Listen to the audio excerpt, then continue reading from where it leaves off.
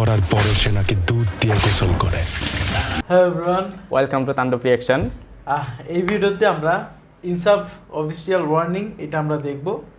ওকে, এটা টিজার হিসেবে এসেছে, টাইগার মিডিয়াতে আপলোড করা হয়েছে। আর এই ইনসাফ ওয়ার্নিংয়ে আমরা কিছু কাস্টিং দেখতে পারবো। আর ইতিপূর্বে আমরা অবশ্যই মুশারফ করিমের একটা পোস্টার দেখেছি, গ্যাংস্টার লুক। আর শরীফুর রাজ হিরো, তার একটা পোস্টার এসেছিল। আর এখানে আমরা দেখতে পারবো তাসনিয়া ফারিনকে। সো কথা না বাড়িয়ে আমরা ব্লাইন্ড রিঅ্যাকশন দেব আপনাদের সাথে। আমরা এখন সরাসরি দেখবো, ইতিপূর্বে আমরা কেউ দেখিনি, টোটালি ব্লাইন্ড। তো দেখা যাক কেমন বানিয়েছে এই টিজারটি, মানে ওয়ার্নিংটি। সো আর কথা না বাড়িয়ে চলুন শুরু করা যাক। Let's get started. এই যে ঢাকা শহরে হঠাৎ করে স্টপ না করার চেষ্টা করব, ঠিক আছে? ওকে, আমরা প্রথমে সম্পূর্ণটুকু দেখার চেষ্টা করব। এত অপরাধ বেড়ে গেছে, সবাই ভাবছে এক সময়ের ত্রাস ডন ইউসুফ হয়তো আবার ফিরে এসেছে। আজব ক্যারেক্টার, খুন করার পরে সে নাকি দুধ দিয়ে গোসল করে। ইউসুফ কিন্তু কোনো সাধারণ মাস্তান না। এটা কি 8 পর্বের ওয়েব সিরিজ? যে বিল্ড আপ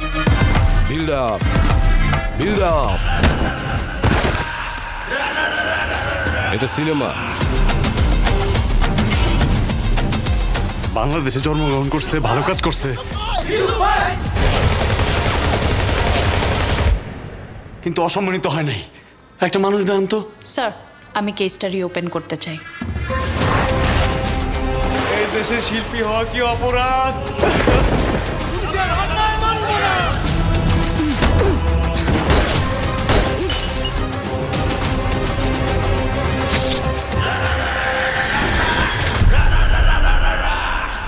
আমি অমানুষ মারি।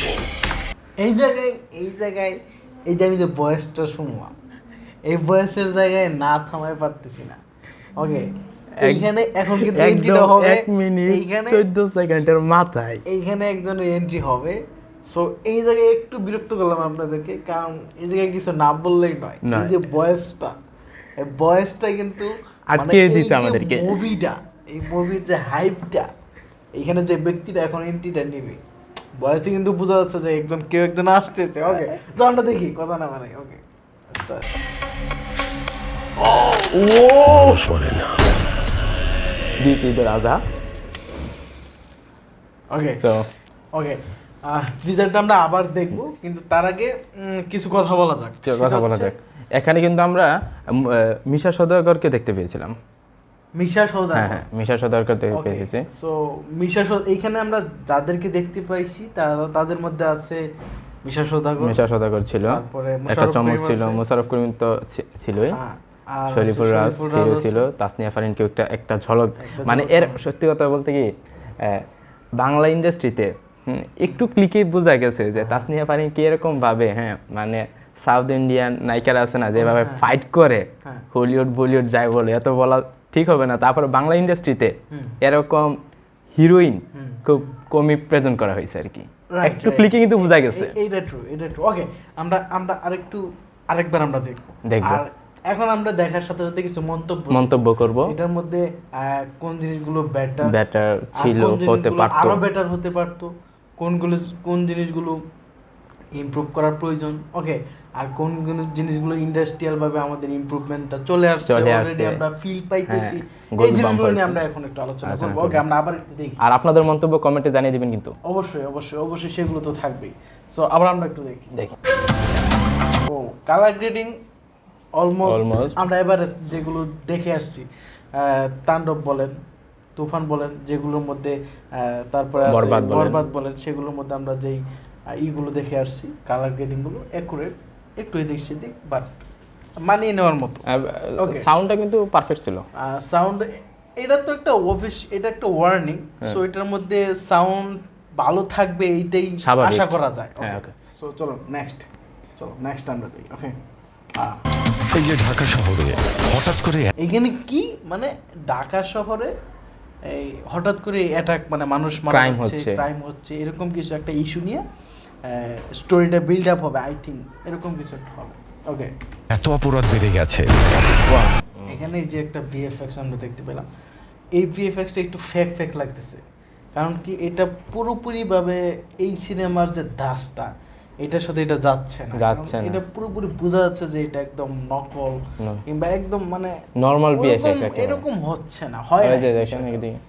ওকে, ব্যাপার না, হবে আস্তে আস্তে ইমপ্রুভ হবে, সবে শুরু। ওকে, নেক্সট আমরা সবাই ভাবছে এক সময়ের ত্রাস ডন। এই যে ডনটা, এই যে ডনের যেই মানে আমাদের যে এন্ট্রিটা বা এটার যে ক্যামেরা অ্যাঙ্গেলটা বা অ্যাকশন সিনটা, এটা কিন্তু খুব পরিচিত। এটা একদম পরিচিত, একেবারে আমরা চিরচেনা। তো বলতে হবে না, অ্যানিমাল বলো, সেগুলোর একদম সিমিলার। আর এই যে আমাদের তো দা রকি বস, ওকে, রকি সে একটা স্ট্যান্ডার্ড মেনটেন করে ফেলাইছে। সে একটা মানে কি বলে এটা ট্যাগ মার্ক হিসেবে জিনিসটা প্রত্যেকটা ইন্ডাস্ট্রি, প্রত্যেকটা মুভি, এখন যেই মুভিগুলো আসতেছে প্রত্যেকটা মুভির ভিতরেই তার একটা সিগনেচার থাকবে, এরকম একটা ফিল। হয় ড্রেস আপ, নয় লুক, নয় ফাইট। ওকে, আমরা ওই দিকে না যাই, আমরা এখানে ফোকাস দিই। ইউসুফ হয়তো আবার ফিরে এসেছে, আজব ক্যারেক্টার। তার মানে ইউসুফ হবে শরীফুল রাজের নাম। খুন করার পরে সে নাকি দুধ দিয়ে গোসল করে। মানে ওই যে শহরের ভিতরে যে খুনগুলো হচ্ছে, মানে প্রতিনিয়ত যে ক্রাইমগুলো হচ্ছে সেগুলো, আর এখন আপাতত বোঝা যাচ্ছে সেগুলো করতেছে আমাদের ইউসুফ দ্য ডন, শরীফুল রাজ। ইউসুফ কিন্তু কোনো সাধারণ মাস্তান না। এটা কি 8 পর্বের ওয়েব সিরিজ? যে বিল্ড আপ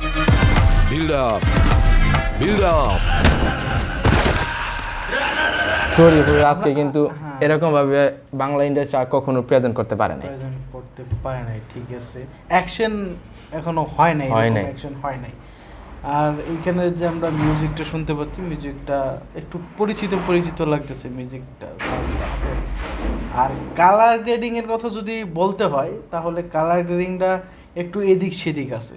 প্রত্যেকটা সিনের সাথে কিন্তু কালার গ্রেডিং ম্যাচ করতেছে না, প্রত্যেকটা সিকোয়েন্সের সাথে। দেখেন, মানে তুমি দেখবা যে একটা যে পার্সন, একটা পার্টের মধ্যে একটা কালার, আর একটা পার্টের মধ্যে একটা, একটু দেখুন।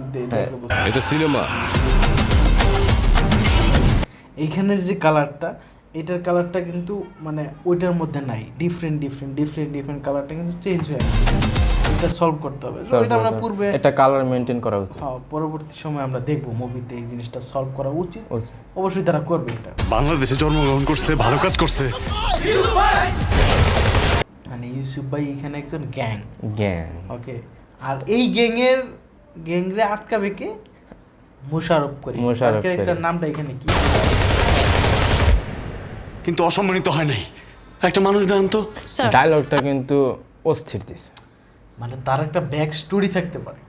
কথা বুঝতো, মানে তার একটা ব্যাক স্টোরি, না একটা ব্যাড স্টোরির আগে একটা গুড স্টোরি থাকবে, যে সে ভালো কিছু মানে পিছনের একটা স্টোরি থাকবে।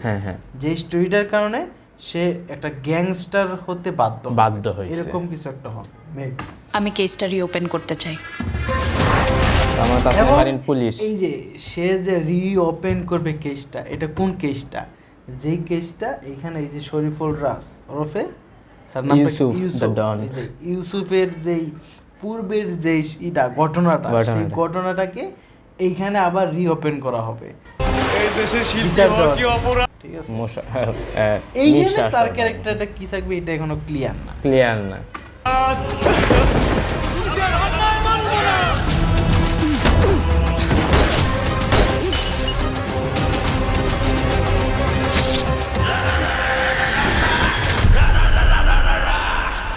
আমি অমানুষ মারি। এইটাই ইউনিক, একদম টোটালি ডিফারেন্ট। এইটা আজ পর্যন্ত এরকম চিন্তাধারা, মানে ওদের মতো ক্যারেক্টারকে, ওদের মতো আর্টিস্টকে, মানে ওনাদের মতো আর্টিস্টকে এখন পর্যন্ত এইভাবে কেউ প্রেজেন্ট করে নাই। তো আমরা দর্শক হিসেবে এই জিনিসটা আমাদের কাছে একদম চমৎকার লাগতেছে।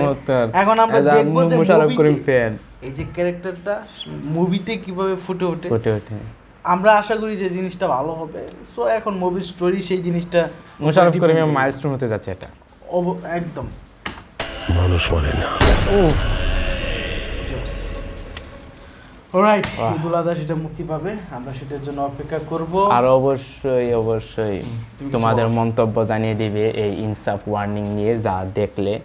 আর তোমাদের প্রত্যাশা অনুযায়ী ডিরেক্টর সাহেব আমাদের মোশাররফ করিমকে, শরীফুর রাজকে বা অন্যান্য যারা কাস্টিং আছে তাদেরকে কীরকমভাবে ফুটিয়ে তুলতে পেরেছে সেটা অবশ্যই তোমরা মন্তব্য দিবে। আর আর অবশ্যই অপেক্ষা করবে ইনসাফের জন্য, আমরা ইনসাফের ট্রেইলারের জন্য অপেক্ষা করব। আর এইখানে যে অফিসিয়াল ওয়ার্নিং যেটা আমাদেরকে দিচ্ছে সেটার মধ্যে আমরা অনেকগুলো বাগস পেয়েছি, সেই বাগসগুলো যেন তারা সলভ করে অবশ্যই সেই প্রত্যাশা আমরা রাখবো। আর আশা করা যায় স্টোরিটা স্ট্রংই হবে।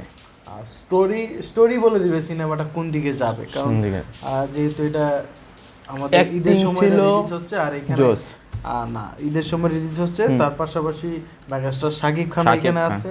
সো এইখানে মেইনলি যদি স্টোরি যদি স্ট্রং না থাকে তাহলে মার্কেট খাবে না, এইখানে কম্পিটিশনের সাথে হেরে যাবে, কম্পিটিশন যেতেই পারবে না। সো আমরা আশা করবো যে এটার স্টোরিটা যেন স্ট্রং থাকে, আর সেই ক্ষেত্রে আমরা চাই যে প্রত্যেকটা ছবি যেন সিনেমায় যাতে হিট করে, প্রত্যেকটা সিনেমা যেন হিট সুপার হিট হোক, কারণ ব্লকবাস্টার হোক, বাংলাদেশের সিনেমা ইন্ডাস্ট্রি আরো গ্রোথ হোক, আমরা সেই প্রত্যাশা রাখি, আশা রাখি। আর আজকের ভিডিওটা কেমন হচ্ছে সেটা আপনারা কমেন্ট বক্সে জানাবেন। আমাদের চ্যানেল তাণ্ডব রিঅ্যাকশন সাবস্ক্রাইব করে রাখবেন, ভুলবেন না, আর ভিডিওটি লাইক করবেন অবশ্যই। সো আপনাদের সঙ্গে আবারও দেখা হচ্ছে পরবর্তী ভিডিওতে। ততক্ষণ পর্যন্ত ভালো থাকবেন, সুস্থ থাকবেন, বাই বাই।